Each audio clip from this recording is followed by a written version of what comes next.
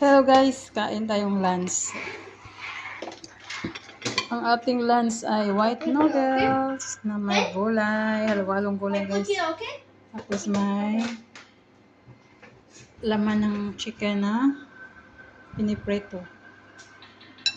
Ito yung pagkain ng aking panganay, pagkain ni Bunso. Ayaw niya yan ng noodles yung Bunso, kaya yung noodles ginawa kong parang kanin. Hiniwa-iwa ko maliliit.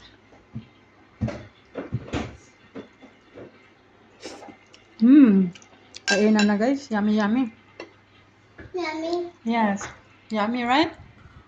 Yummy daw. Pag may manok talaga yan, yummy yan. Yummy.